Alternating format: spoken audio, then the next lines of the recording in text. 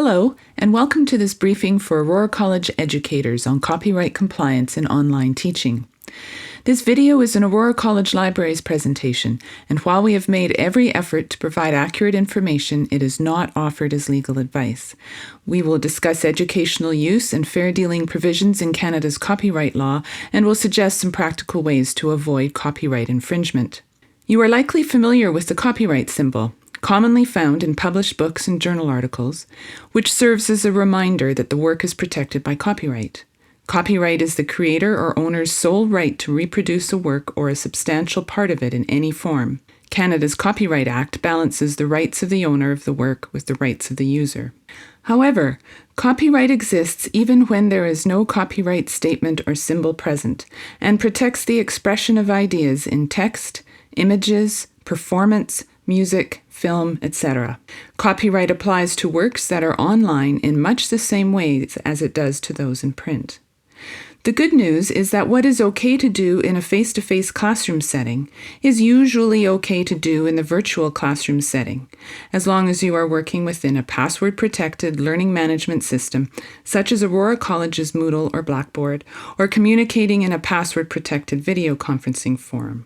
This type of use is okay because there are fair dealing exceptions in the Copyright Act that permit limited use of copyright-protected works without permission or royalties for several purposes, including research, private study, and, the focus of this video, education. While the concept of fair is not specifically defined in the Act, legislation and case law provide guidance as to what this means in educational settings, and this has led to the creation of fair dealing guidelines which have been endorsed by the Council of Ministers of Education Canada and adopted by many universities and colleges across Canada. These fair dealing guidelines tell us that you may copy or communicate a short excerpt of a copyrighted work to your students in the following ways: as a class handout, by posting it inside a password-protected learning management system restricted to students enrolled in the course, and as part of a course pack. These fair dealing guidelines define short excerpt as follows: up to 10% of a copyright-protected work, including a literary work, musical score, sound recording, and audiovisual work, one chapter from a book, a single article from a journal issue, an entire artistic work including a painting, print, photograph, diagram, drawing, map, chart, and plan from a copyright-protected work containing other artistic works, an entire newspaper article or page, an entire single poem or musical score from a copyright-protected work containing other poems or musical scores, an entire entry from an encyclopedia, annotated bibliography, dictionary, or similar reference work. Please note that copying or posting multiple short excerpts from the same copyright-protected work with the intention of copying or communicating substantially the entire work is explicitly prohibited. This means, for instance, that you may not post one chapter this week and another chapter from the same book a few weeks later. The cumulative total amount copied should not exceed 10% of the work. Some works, such as ebooks, are protected by digital locks. Please do not try to circumvent these locks. It is a copyright infringement to do so. The Council of Ministers of Education Canada provides a useful tool for helping you determine if your intended use falls within fair dealing guidelines. As always, if you have any questions, please do not hesitate to contact Aurora College Libraries for assistance. To help you ensure your online course delivery is copyright compliant, we recommend following these best practices. Whenever possible, upload a link to the work instead of uploading a copy of the work.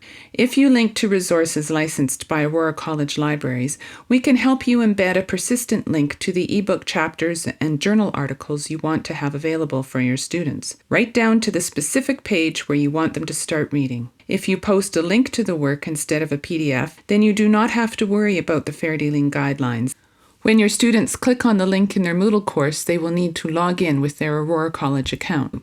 When you must scan or save a hard copy to PDF, be sure to apply the fair dealing guidelines. When using Aurora College Libraries e-resources, you can opt to save as a PDF and copy that into your Moodle course.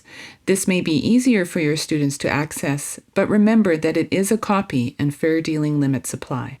If you intend to post more than what the fair dealing guidelines permit, you must get permission from the copyright holder first.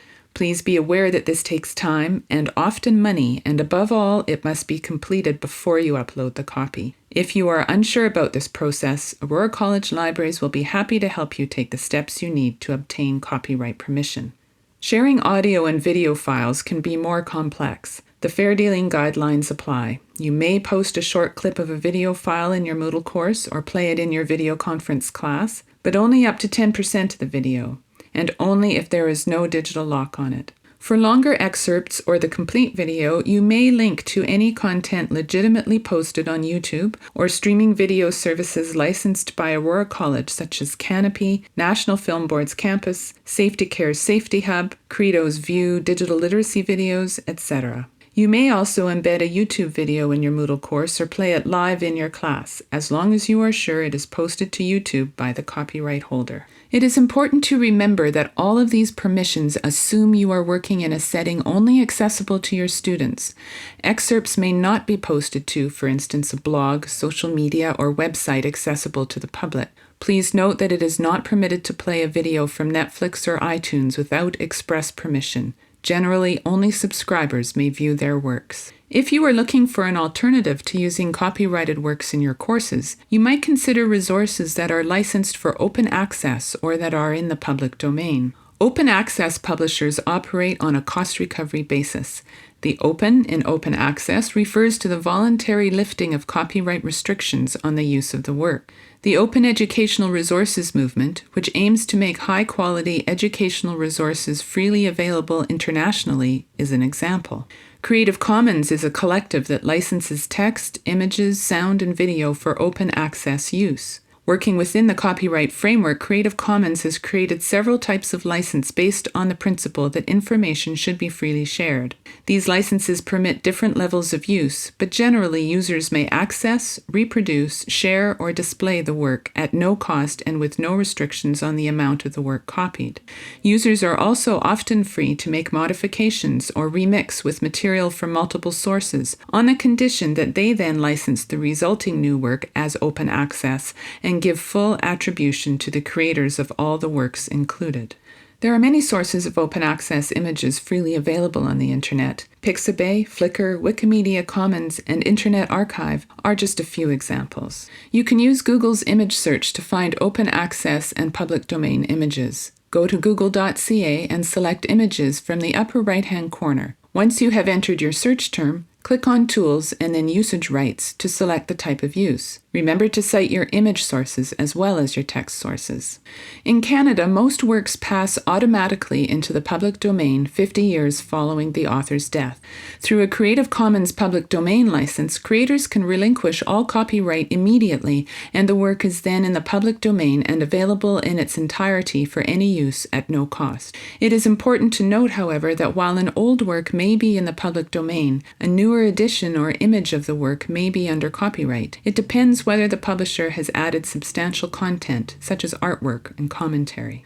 Whether you are using text, images, or a sound or video file, always check for copyright statements on a work that you want to use. If none exist, note any information that you will need for proper attribution. There is no single correct way, but Creative Commons recommends following the acronym TASL, which stands for Title, Author, Source, License. You can use your preferred bibliographic format. Just make sure you include at least these elements. To see how this works, let's go back to the image of the caribou. This image is licensed under Creative Commons. To give attribution according to the TASL minimum, we need to record the following. The citation can look like this. While public domain works do not require attribution, it is still considered a best academic practice to cite all sources. Copyright compliance is everyone's responsibility. We hope this video has contributed to a better understanding of copyright compliance requirements. For further information, please review the Aurora College Copyright Guide on the library's website. There is a guide for educators and a similar guide for students, plus links to some of the resources highlighted in this presentation.